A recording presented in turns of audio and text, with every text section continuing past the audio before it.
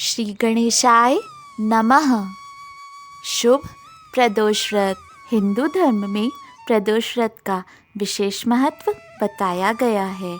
इस दिन माँ पार्वती एवं भगवान शिव की पूजा विशेष रूप से की जाती है। जो भक्त प्रदोष व्रत श्रद्धापूर्वक करते हैं उनके जीवन में सुख, शांति व समृद्धि का वास होता है एवं उनकी सभी मनोकामनाएं पूर्ण होती हैं। प्रदोष के दिन माँ पार्वती एवं भगवान शिव की आराधना करने से शुभ फलों की प्राप्ति होती है।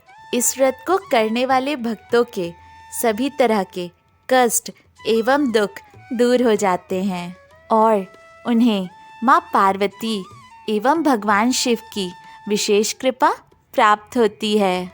प्रदोष व्रत हर माह के कृष्ण एवं शुक्ल पक्ष की त्रयोदशी तिथि को रखा जाता है। इस साल 2023 में मार्गशीर्ष माह के शुक्ल पक्ष का प्रदोष व्रत 24 दिसंबर 2023 दिन रविवार को रखा जाएगा और रविवार का दिन होने के कारण इस प्रदोष व्रत को हम रवि प्रदोष व्रत कहेंगे।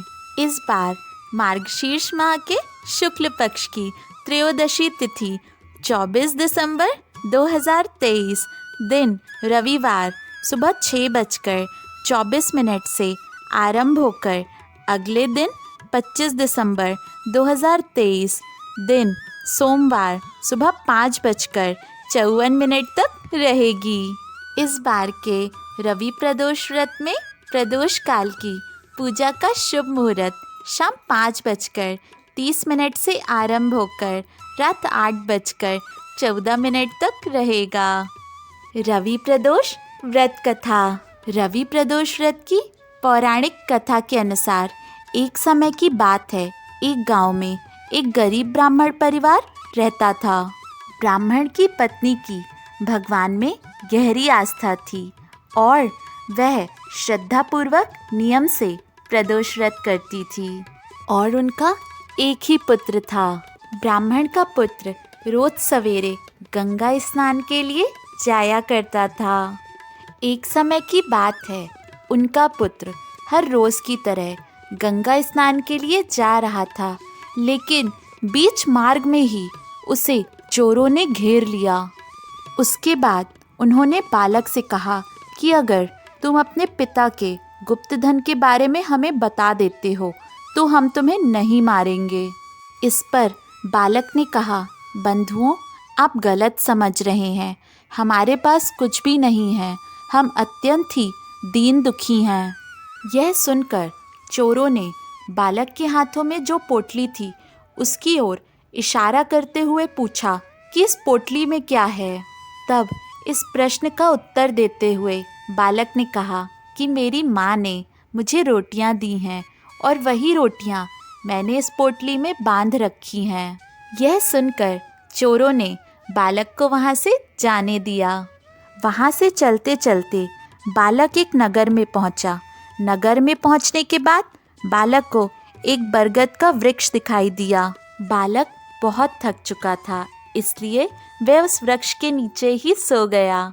कुछ समय बाद उस नगर के सिपाही चोरों को खोजते हुए उस वृक्ष के पास पहुँचे और वहाँ उन्होंने बालक को सोता हुआ देखा। उस बालक को चोर समझकर उन्होंने उसे बंदी बना लिया और उसे राजा के पास ले गए। राजा ने बिना पूरी बात जाने उस बालक को कारावास में बंद करने का आदेश दे दिया। जब बालक बहुत देर तक अपने घर नहीं पहुंचा तो उसके माता पिता को उसकी चिंता होने लगी। अगले दिन ही प्रदोष था। बालक की माता ने श्रद्धापूर्वक प्रदोष व्रत किया और भगवान शंकर से अपने पुत्र की कुशलता की प्रार्थना की।